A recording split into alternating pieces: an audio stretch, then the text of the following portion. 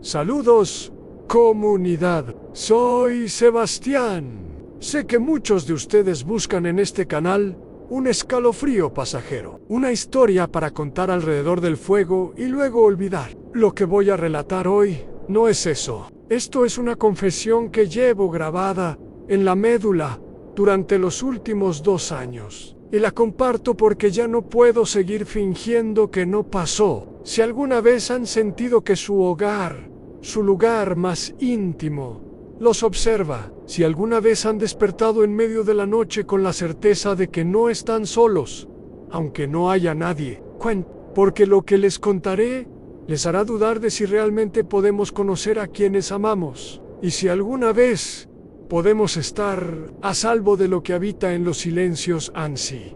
Estas historias de horror auténtico son las que les llegan al alma. Dense el gusto de dejar su like, suscríbanse al canal para no perderse los próximos relatos y, sobre todo, comenten desde qué rincón del mundo me escuchan, porque saber que no soy el único que ha mirado al abismo y ha visto que el abismo le devuelve la mirada, de alguna manera alivia o peso. Todo empezó hace unos 2 años, aunque la semilla, estoy seguro, se plantó mucho antes de que nosotros pusiéramos un pie en aquel valle. Mi esposa, Valeria, es pintora. Su mundo son los colores, las texturas, la luz. Yo soy escritor, o al menos lo intentaba. Habíamos vivido toda nuestra vida en el bullicio de la ciudad, en un departamento de 4º piso, donde la única vista era la de los edificios vecinos. Valeria soñaba con un taller inundado de luz natural. Yo anhelaba el silencio para escuchar las voces de mis personajes.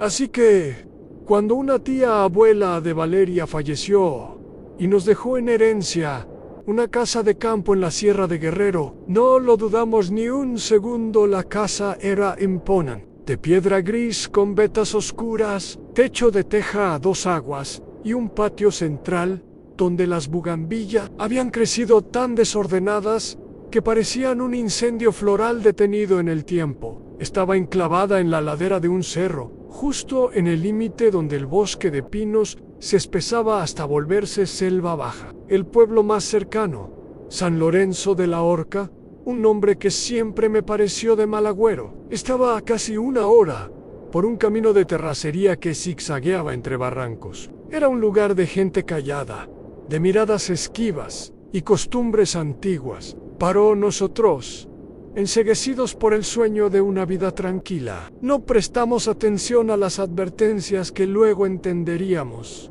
Los primeros 3 meses fueron un sueño hecho realidad. Valeria instaló su estudio en lo que había sido una antigua caballeriza de piedra, con un ventanal orientado al este, que atrapaba la luz de la mañana como si hubiera sido diseñado por un arquitecto de la luz. Yo me apropié de una pequeña biblioteca en el 2º piso, con vigas de madera oscura y una ventana que daba al cerro. Desde ahí veía cómo las nubes bajaban al atardecer y se enredaban en los pinos como si quisieran ocultar algo a nuestra hija. Lucía tenía entonces 1 año y medio. Era una niña de ojos grandes y profundos, de risa fácil y una curiosidad insaciable. Pasaba las tardes en el patio persiguiendo mariposas o sentada en el umbral de la cocina, hablando sola con una naturalidad que nos parecía adorable. Habla con sus amigos invisibles, decía Valeria entre risas. Yo no le daba importancia. Los niños son así. Viven en un mundo donde lo real y lo imaginario se mezclan, pero ese mundo pronto empezaría a filtrarse a nuestro la primera vez que algo me inquietó fue por un detalle que cualquiera habría considerado estúpido. Eran alrededor de las 5 de la tarde, esa hora en que la luz se vuelve oblicua y alarga las sombras. Estaba en la biblioteca, revisando unas notas, cuando vi en el suelo de madera la sombra de una persona. Era la silueta nítida de un hombre delgado, ligeramente encorvado, proyectada desde la ventana, pero cuando me levanté a mirar por el vidrio, no había nadie en el patio, solo el tronco retorcido de un viejo huizache que, con esa luz inclinada, dibujaba un perfil casi humano. Me reí de mí mismo, Pensé que el aislamiento empezaba a jugarme bromas. Sin embargo, los detalles empezaron a acumularse. Un pencil de Valeria, que ella dejaba siempre en un tarro sobre su mesa de trabajo. Aparecía en la cocina, dentro de un cajón de cubiertos. Mi libreta de apuntes, que yo dejaba sobre el escritorio, amanecía debajo de la mesa del comedor. Al principio lo atribuimos a nuestra propia distracción. Es la desorganización de la mudanza. Todavía no encontramos nuestro ritmo, decía Valeria con optimismo. Pero luego fueron los ruidos. No eran los crujidos naturales de una casa vieja de madera y piedra. Eran ruidos con intención. Un golpe seco en la pared de la biblioteca, justo cuando me quedaba dormido. Un arrastre leve en el techo, como si alguien deslizara una cadena sobre las tejas. Valeria decía que no escuchaba nada, que era mi imaginación de escritor, pero yo empezaba a notar que ella también evitaba ciertos lugares de la casa. Después del anochecer, nunca entraba a la biblioteca de noche. Siempre dejaba la puerta del pasillo cerrada. A lo que realmente nos puso en alerta fue Lucía. Un día, mientras jugaba en el pasillo que conectaba la sala con las habitaciones, se detuvo de repente. Se quedó rígida, con su osito de peluche colgando de una mano, y señaló con el dedito índice hacia una esquina donde la pared formaba un ángulo muerto. Una pequeña hendidura, que apenas si tenía luz. Ahí está, dijo con su vocecita clara y serena. Valeria se agachó a su lado. ¿Quién está? Mi amor. Lucía no apartó la mirada de la esquina. El que siempre mira. Esa noche, Valeria y yo nos quedamos despiertos hasta muy tarde, hablando en voz baja en la cocina. Tratamos de racionalizarlo. Son los niños. Tienen amigos imaginarios, repetía Valeria, pero su tono no era el de alguien que se lo cree. Mi abuela decía que los niños ven cosas que los adultos olvidamos, añadió con un hilo de voz. Decidimos no hacer nada, observarla, pero Lucía empezó a tener una rutina inquietante todas las tardes. Al caer el sol, se sentaba frente a esa esquina y se quedaba en silencio, como si escuchara algo. A veces sonreía, otras veces fruncía el ceño, como si la conversación que sostenía con el vacío no fuera siempre agradable.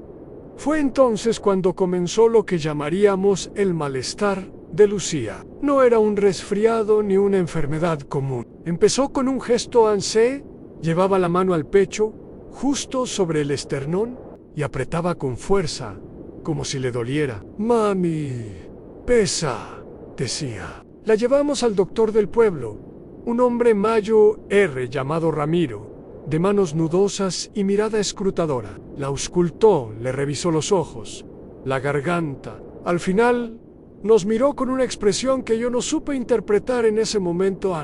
La niña no tiene nada físico, sentenció, guardando el estetoscopio en su maletín de cuero desgastado. Pero hay cosas que no se ven con estetoscopio. Ustedes viven en la casa de la tía Elvira, ¿verdad? La que está al pie del cerro. Asentí.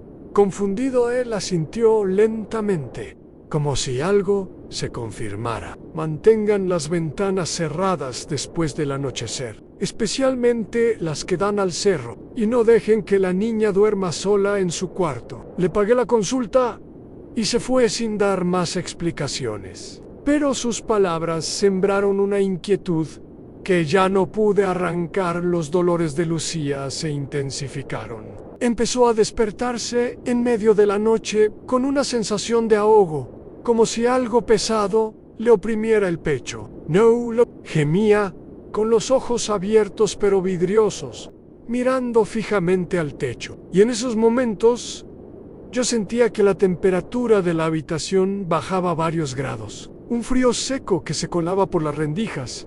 A pesar de que afuera hiciera calor, Valeria, desesperada, llamó a su madre. La señora Elena era una mujer profundamente católica, de esas que llevan un rosario en el bolso y una estampita de San Benito en la cartera. Pero también tenía una intuición que yo siempre había considerado superstición de rancho. Llegó una semana después, con una bolsa de tela llena de hierbas, velas, agua bendita y un crucifijo de madera que colgó inmediatamente en la entrada de la casa a la primera noche que pasó con nosotros. Ocurrió lo que me hizo dejar de ser escéptico para siempre. Eran las 2 de la madrugada. Lucía se despertó con un grito ahogado, pero no era un grito de miedo, era un grito de dolor. Salimos disparados hacia su habitación. La encontramos sentada en la cama, rígida, con los puños apretados sobre el pecho. Sus labios se movían,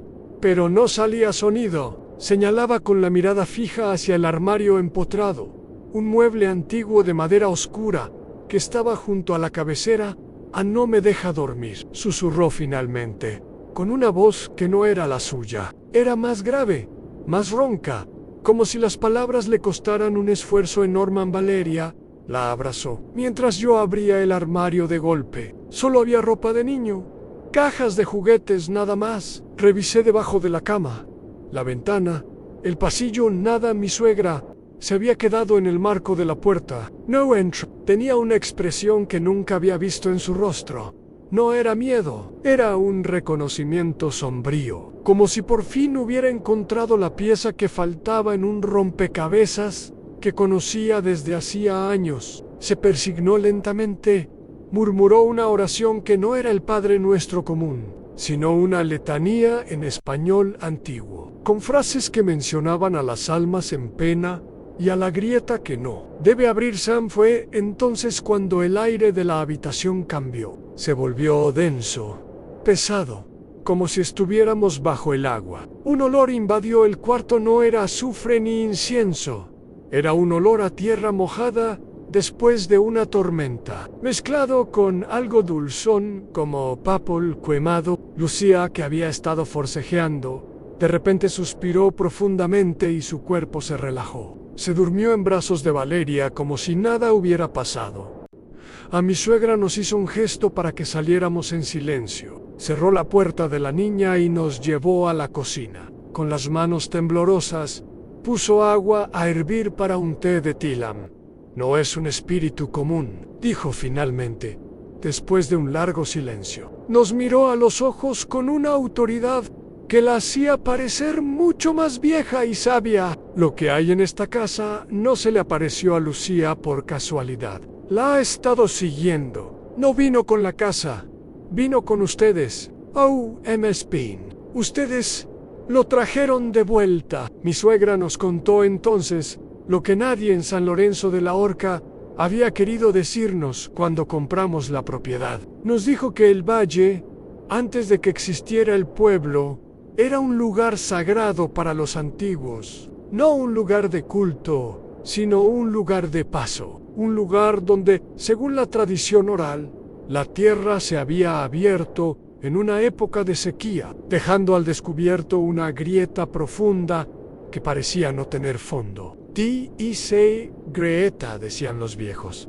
Emanaba un sonido, un susurro constante, como el rumor de muchas voces hablando al mismo tiempo, en un idioma incomprensible a los antiguos. Para protegerse, habían sellado la grieta con piedras, cenizas y rezos, y construyeron sobre ella una vivienda para vigilarla. Esa vivienda, con el paso de los siglos, se transformó en la casa que ahora habitábamos.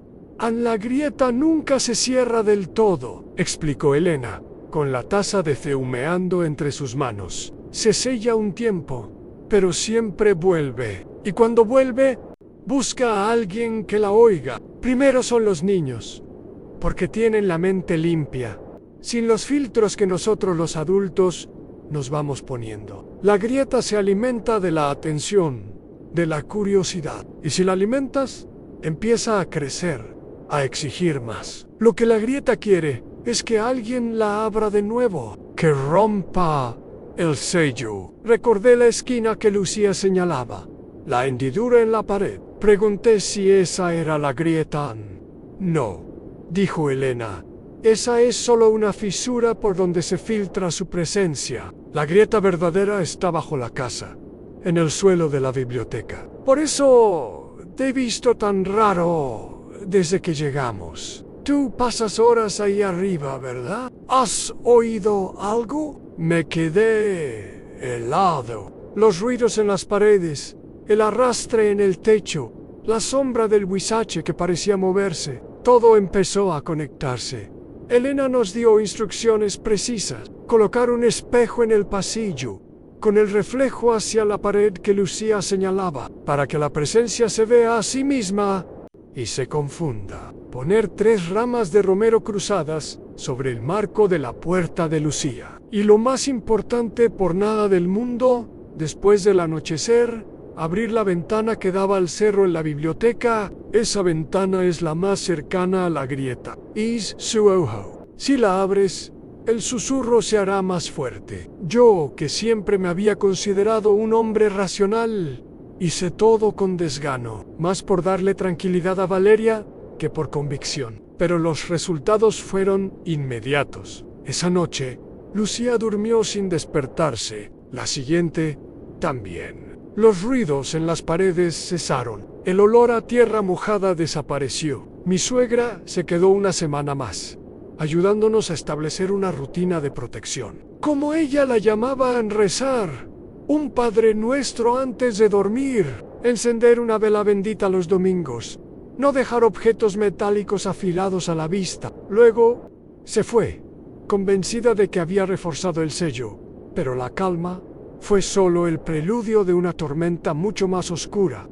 A las 2 semanas de haberse ido mi suegra, empecé a oírlo de nuevo, pero ya no era el arrastre o el golpe seco. Era un sonido nuevo, un susurro. Al principio era indistinto, como el rumor de una conversación en una habitación contigua, pero cuando ponía atención se desvanecía. Empezó a ocurrir solo en la biblioteca, y solo cuando yo estaba solo, me sentaba a escribir, y en el silencio entre las teclas, oía un murmullo que parecía venir de las vigas del techo. No eran palabras. Era como si alguien pasara hojas de un libro muy antiguo, o como si muchas voces susurraran al unísono algo que no podía descifrar. Me volví obsesivo. Empecé a quedarme despierto hasta muy tarde, con la libreta en la mano, anotando a qué hora empezaba el susurro, cuánto duraba, si se intensificaba con la luna llena o menguante. Mi novela quedó abandonada. Valeria me preguntaba por qué me veía tan demacrado, por qué ya no reía con Lucía, por qué pasaba horas encerrado en la biblioteca. Le mentían, le decía que estaba en un momento de mucha inspiración, que la novela fluía.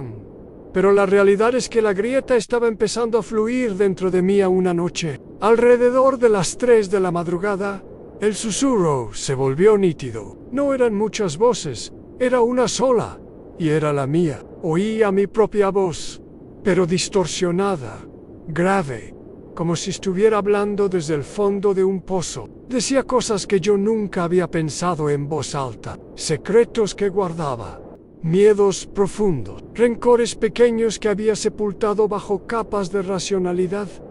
Sabes que no eres un buen escritor, decía la voz. Sabes que Valeria se aburre de ti, que solo se casó contigo por no estar sola, que en la ciudad todos se reían de tu primer libro, ese que nadie compró. Yo puedo darte lo que quieres. Te daré la historia más aterradora que jamás se haya escrito. Solo tienes que abrir la ventana. Solo tienes que dejar entrar el aire. Me levanté de la silla, temblando. Mis manos se dirigieron solas hacia la ventana. No sentía que tuviera control sobre ellas. Era como si alguien más estuviera usando mis brazos. Mis dedos tocaron el marco de madera.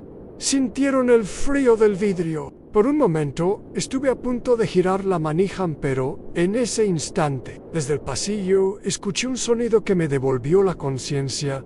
A Lucía lloraba. No era un llanto común, era un llanto de terror, de esos que parten el alma. Salí corriendo de la biblioteca, sin mirar atrás. Al abrir la puerta de su habitación, la encontré encogida en un rincón de la cama, tapándose los oídos con las manos, con los ojos desorbitados. Papi, no quiero oírlo, sollozaba. Me dice cosas malas. Me dice que me va a llevar si tú no abres la ventana. La abracé con todas mis fuerzas. Valeria llegó detrás de mí, pálida, sin entender qué pasaba. Esa noche, los tres dormimos juntos en la cama principal, con la puerta cerrada con llave y todas las luces encendidas. Yo no pegué un ojo. Permanecí despierto, con el machete que guardaba en la cocina apoyado contra la mesita de noche, escuchando el silencio.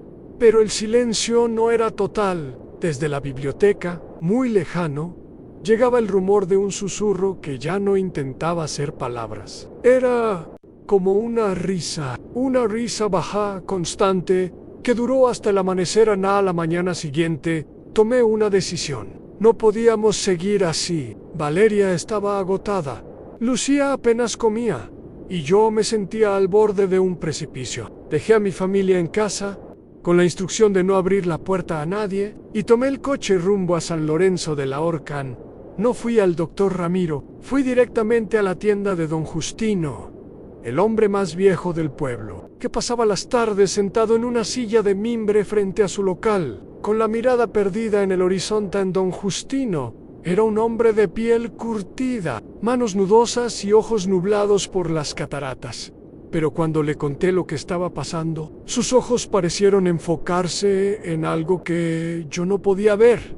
Antes dijeron que esa casa era una herencia, ¿verdad? Nadie la quería. Por algo será, dijo con una voz que sonaba como grava molida. Escupió al suelo con desgano. La casa de la tía Elvira lleva vacía más de 30 años. La última familia que vivió ahí fue la familia de los Mendoza. Tenían un niño, como de 5 años. El niño empezó a hablar solo, a señalar rincones. El padre se obsesionó con el suelo de la biblioteca. Decía que le hablaba, que le pedía que abriera algo. Una noche, el hombre agarró un pico y un zapapico y se puso a romper el piso de piedra. La mujer, asustada, huyó con el niño al pueblo. Cuando regresaron con ayuda, encontraron al hombre sentado en el hueco que había abierto, en silencio, con la mirada perdida. No habló nunca más. Lo tuvieron que llevar a un sanatorio en la capital. La familia se fue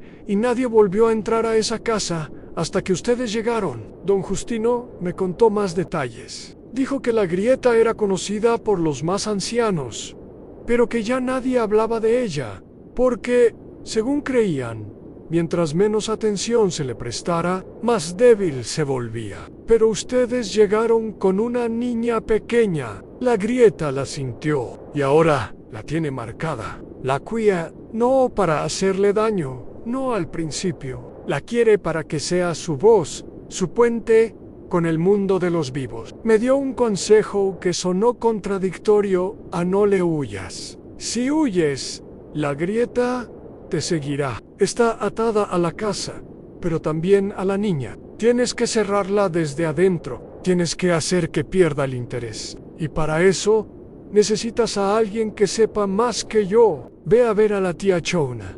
Ella vive en la loma, más arriba del pueblo. East Curanda. Sabe de estas cosas porque su abuela fue una de las que ayudó a sellar la grieta la primera vez. No me lo pensé 2 veces. Dejé el coche en la plaza y subí por un sendero empedrado que se adentraba en el monte. La casa de la tía Chona era una choza de adobe con techo de lámina, rodeada de plantas de ruda, albahaca y hierbabuena. Me recibió una mujer diminuta, de piel como cuero viejo y ojos negros tan profundos que parecían 2 pozos sin fondo. Me hizo pasar a un cuarto donde el humo del copal lo impregnaba todo le constitudú, sin omitir un solo detalle. Los ruidos, la sombra, los susurros, lo que le pasaba a Lucía, lo que la voz me había dicho en la biblioteca. Ella me escuchó en silencio, con los ojos cerrados, como si estuviera viendo las imágenes en su mente.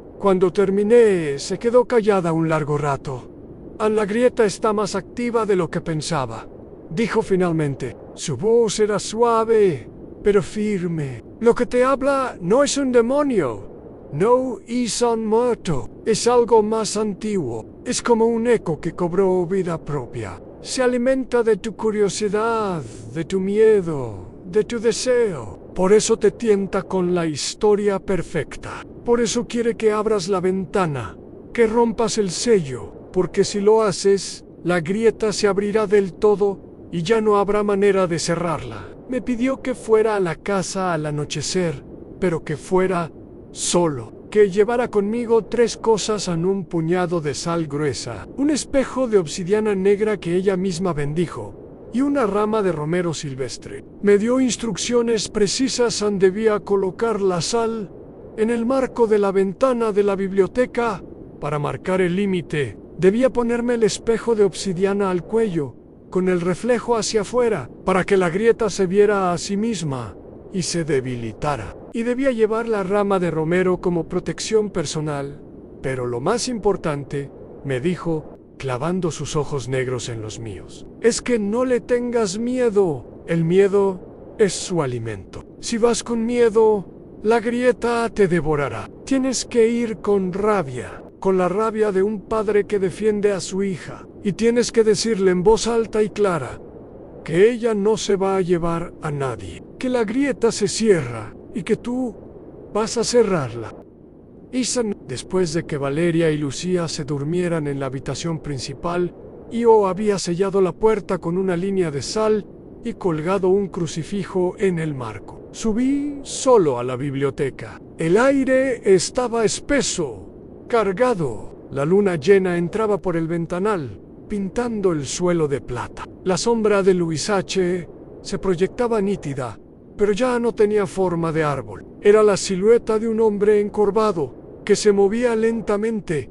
Mientras las nubes pasaban frente a la luna, puse la sal en el marco de la ventana, formando una línea continua. Me colgué el espejo de obsidiana al cuello. En mi mano derecha sostenía la rama de romero. Me senté en la silla que había sido mi lugar de trabajo, justo frente a la ventana, y esperé. En el susurro comenzó a los pocos minutos. Al principio era bajo, como el rumor del viento entre los pinos, pero fue creciendo, haciéndose más claro, más insistente. Las voces se multiplicaban, se superponían, formando una cacofonía que me taladraba el cerebro. Y en medio de todas, reconocí la mía, la que me había estado hablando las últimas noches. «Viniste», dijo mi propia voz, con un dejo de satisfacción. «Sabía que volverías. No puedes resistirte. La curiosidad es más fuerte que tú. ¿Qué hay más allá de la grieta?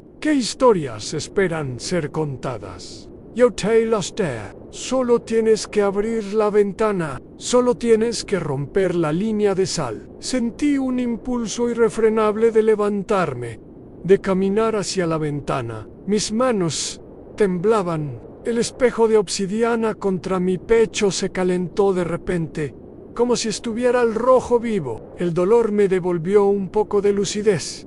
«No», dije en voz alta. Mi voz sonó débil, quebrada. La risa susurrante se intensificó. «No tienes poder aquí. Tu miedo te delata, te tiembla la voz. ¿Crees que un espejo y un poco de sal te van a proteger? Yo soy más antigua que tus rezos, que tus hierbas, que tu miedo». En ese momento, la sombra en el suelo empezó a levantarse. No era una sombra plana, era una masa oscura, densa, que se elevó del piso como si estuviera hecha de humo negro y aceite. Tomó una forma vagamente humana pero alargada, con brazos que llegaban hasta el suelo y una cabeza que parecía inclinarse hacia un lado. Como si escuchara algo. En la presión en la habitación se volvió asfixiante. El olor a tierra mojada y papel quemado me llenó los pulmones. Sentí que la figura oscura se acercaba a mí,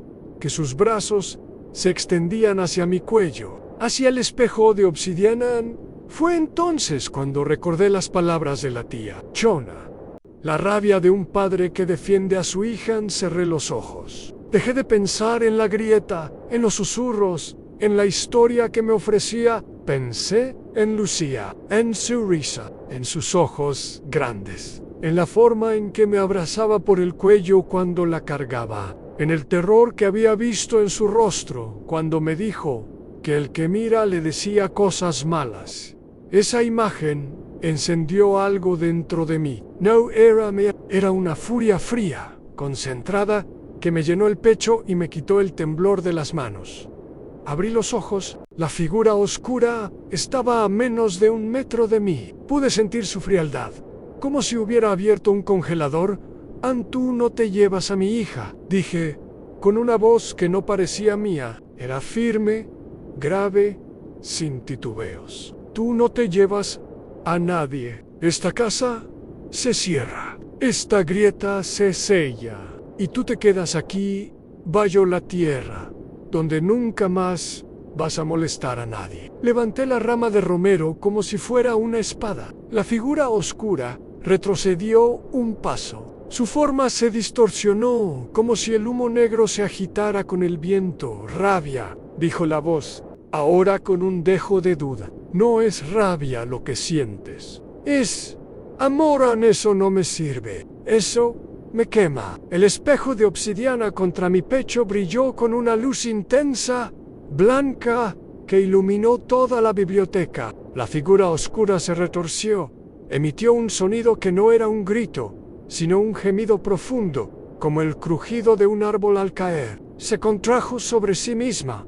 Se hizo más pequeña, hasta convertirse en una mancha del tamaño de un puño que se deslizó por el suelo hacia el centro de la habitación, hacia un punto que nunca había notado, en una raya apenas visible en el piso de piedra. Una línea más oscura que el resto, que formaba un círculo imperfecto, a la mancha negra, se filtró por esa raya, desapareciendo poco a poco, como si se hundiera en la tierra. El gemido se fue apagando hasta convertirse en un silencio absoluto. El olor a tierra mojada se disipó. La temperatura volvió a la normalidad. La luz de la luna dejó de ser plateada y fría, y se volvió cálida, como si algo hubiera cambiado en el aire. Me quedé sentado en la silla, con la rama de romero en una mano y el espejo de obsidiana pegado al pecho, temblando sin control. Pasó 1 hora, tal vez más. No me moví. No quería darle oportunidad a nada de regresar. Finalmente, cuando el cielo empezó a clarear, me levanté. Mis piernas apenas me sostenían. Bajé las escaleras con cuidado. Revisé la puerta de la habitación de Valeria y Lucía. La línea de sal estaba intacta. Entré sin hacer ruido. Las dos dormían abrazadas, con el rostro tranquilo. Lucía sonreía en sueños. Me acosté a su lado, en el suelo, porque no me quedaban fuerzas para subir a la cama. Y por primera vez en semanas dormí sin sueños, sin susurros, sin miedo. Al día siguiente, tomamos la decisión de irnos, no para siempre. Pensé en ese momento, solo para que Valeria y Lucía descansaran en casa de mi suegra.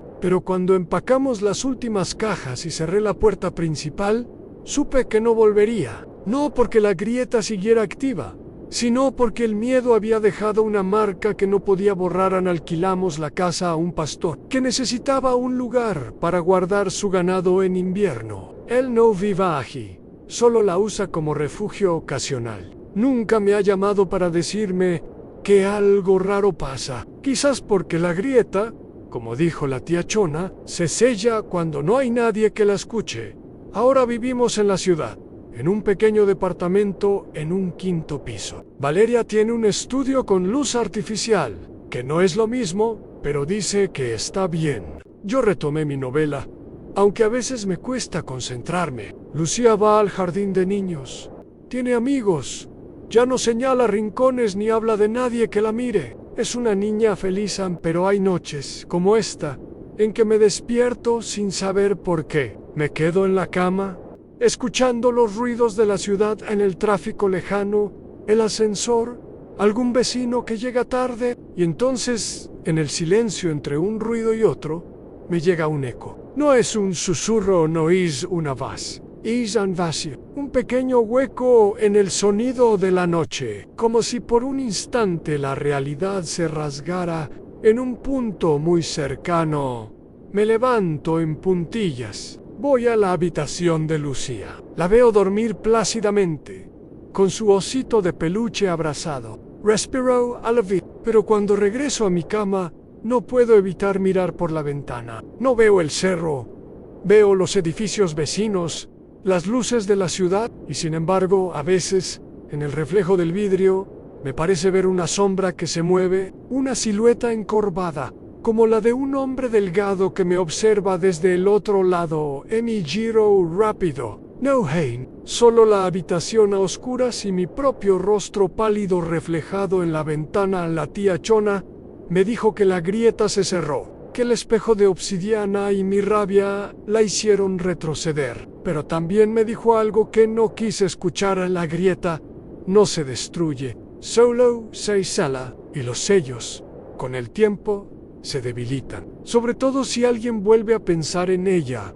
a recordarla, a darle atención. Por eso cuento esta historia, porque necesito sacarla de mi cabeza. Necesito que deje de ser un eco que me persigue. Tal vez, al compartirla con ustedes, la grieta pierda la última conexión que le queda conmigo. O tal vez, como advirtió don Justino, al hablar de ella le esté dando nueva vida. No lo sé. Solo sé que esta noche, después de terminar de escribir esto, voy a poner un espejo en el pasillo. Voy a trazar una línea de sal en la puerta de Lucía y voy a colgarme al cuello la obsidiana que la tía Chona me regaló. Por si acaso, porque si hay algo que aprendí en aquella casa es que el horror no siempre viene con gritos y sombras. A veces, el horror más profundo es un susurro, algo que te llama con tu propia voz, que te ofrece lo que más deseas, que te promete llenar un vacío que ni siquiera sabías que tenías. Y tú, sin darte cuenta, empiezas a abrir la puerta. No la abran. Por favor, no la abran. Cuídense. Y si alguna vez escuchan un susurro en medio de la noche, si sienten que alguien los observa desde un rincón oscuro, no lo miren fijamente. No le den su atención, porque la grieta siempre está esperando y tiene todo el tiempo del mundo. Gracias por escuchar. Me despido hasta la próxima, si es que hay próxima. Depende de si el eco se queda en este relato o decide seguirme hasta la puerta.